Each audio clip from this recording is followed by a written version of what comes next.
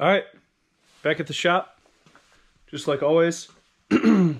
I figured today I would give a quick update video on the 1.5JZ S14. As we near the season, final bout is May 3rd. That's when this car needs to be ready by. It didn't really need anything mechanically this year, just fixing issues from the wreck. So first thing is I started making a new power brace, realized I need to brace it in here for extra strength. So I'm probably going to do that tomorrow.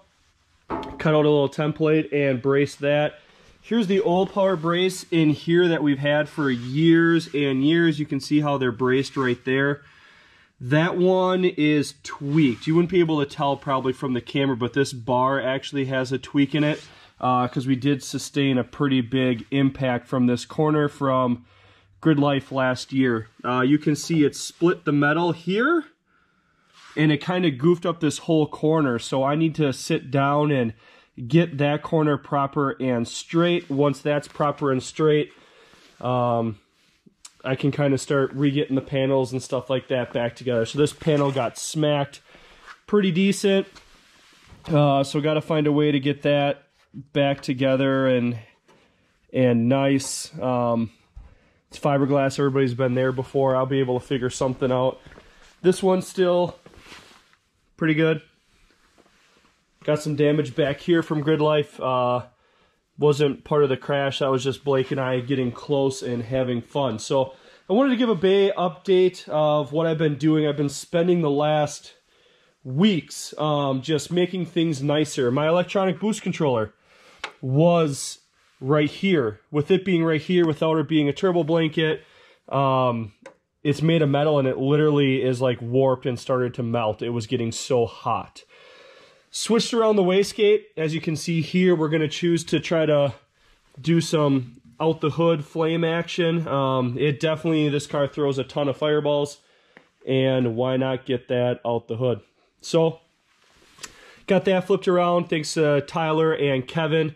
They helped me do some quick math so that we're able to flip that, weld that together, make it all nice and clean. The boost lines I all wrapped up into this like 3,000 degree heat sleeving. So you can kind of see how it comes out of the controller. One runs down and around the top of the wastegate, other one runs to a T. In this case, it looks more like a Y, but into here and to the turbo. So redid all that.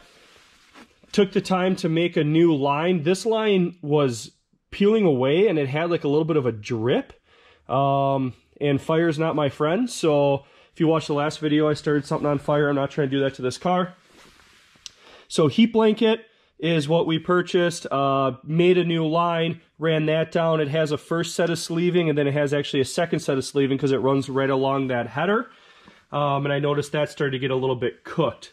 I got my sensors and stuff in here now. I got to redo some of this wiring, loom it up, clean it up. Got to redo my intake temp sensor wire, loom that up and clean it up. I was able to tuck all the wires in here and down in this channel. So it's just a little bit of a cleaner overall picture. Ran new lines thanks to Togi Factory and Vibrant Performance for my catch can. I actually dropped my catch can down in here now. A little bit cleaner that way. And then it's just not another big bulky thing in the bay.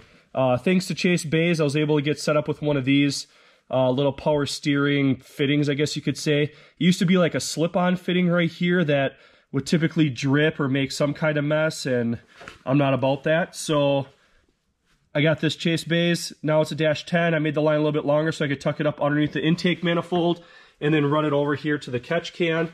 So you can see the, or I should say the reservoir. So you can see the power steering reservoir there. Got my sweet Tracer Media sweatbands over all my caps. So here's my Chase Bays, their little relocation, not even relocation, their little brake bias setup that they have where it deletes the booster, and then I have my Willwood Master there for my clutch. So all that stuff I had the last couple seasons. I just cleaned it up in a different way. Running a lot of my wiring now. Pretty much my entire body harness goes through one hole in the firewall there.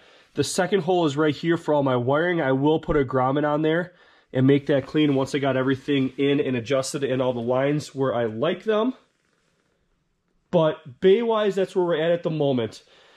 I used to have my, before everything kind of got tweaked, I used to have my V-mount held by these tabs. So literally the radiator was sitting here. I'd have a brace that would bolt in, hold the top of the V-mount, and then my intercooler sat to those tabs. I'm going to cut that off and redo all that and clean that up. You can see I already made a cut here, so I actually cut this trim piece out. I'm going to cut the end of this frame rail off, just the last little millimeter here, and the plan is to actually put a bigger plate on here with bolts and bolt on a section, and the bolt on section is actually going to hold the V-mount as well as whatever I do for reservoirs and all that. So the whole design behind this V-mount initially was to come off real quick and make it easy, which was great and worked really well, and we were able to do that. I just think there's a couple ways where I can make it a little bit nicer, so I'm going to try and attempt that here this year. So I got to cut this corner off. That's your factory, some of your mounting tabs. Cut the edge of that off, get rid of the old way I used to mount everything, and make all that nice, clean, and proper. So definitely making leaps and bounds of progress. Here's some of the things from my pile that need to get back on the car. So we're doing really well when it comes to that front. I need to get a new intake. This intake is just cached and all warped. So I need to get a new intake, or at least a filter. I'm going to try to get it off into this corner to make that a little bit more clean. But the big deal here is just trying to make things easy, accessible, make it so that you can remove one thing without having to take a bunch of other stuff off. And that's the goal. So we got to redo my shroud. I made my own shroud, and I noticed that some of my fans are hanging up slightly. So I will trim that back this weekend, get that mounted up.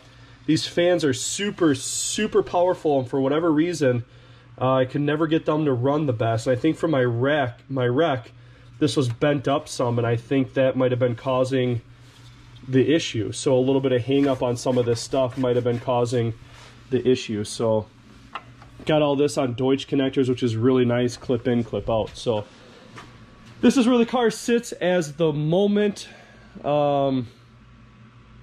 Really have big plans for travel and stuff this year, so hopefully we can keep it together and keep it proper.